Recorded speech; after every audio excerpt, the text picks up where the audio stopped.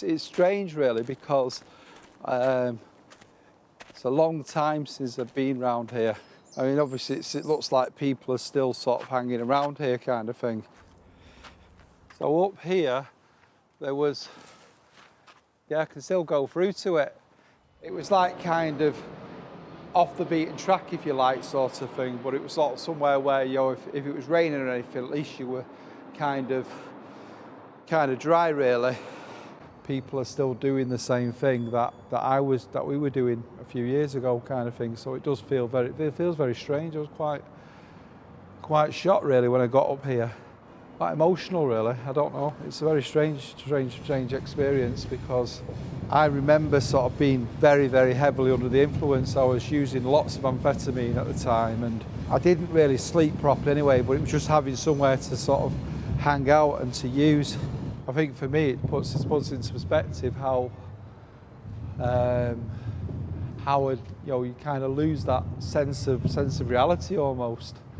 And you know, at the time I thought this was all right. I did. I really thought this was all right. You know, the fact that I was here and I thought I was having a great time. Upsets me actually just seeing it.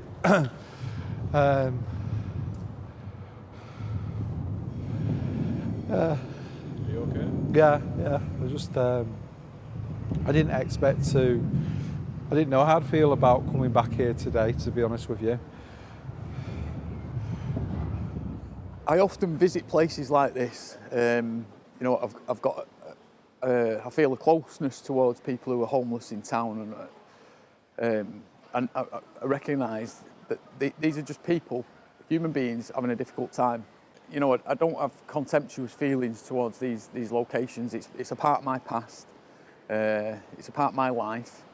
And, you know, once I've mentioned before, I've got a lot of help, and I've been managed to get helped out of that situation. And I ended up in a flat just over there, a few minutes walk away. And I come back from work and often cut through this way just to reflect on how things have changed for me. But also on what is still a reality for a lot of people. Somebody about the street life in Manchester today, it's just in your face everywhere these days. It wasn't as bad as this.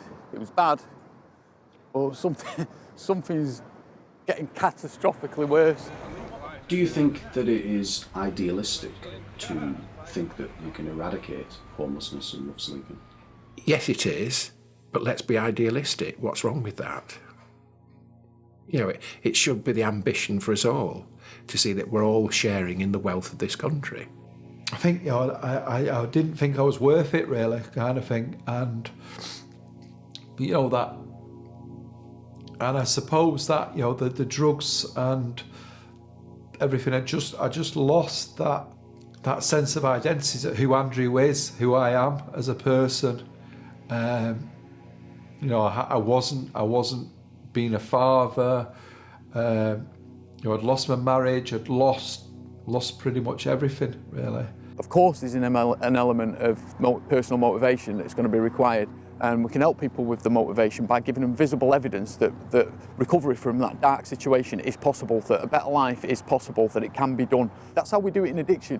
We have people who've recovered from addiction, helping people who are trying to get out of addiction, and that visible evidence that recovery is possible helps individuals.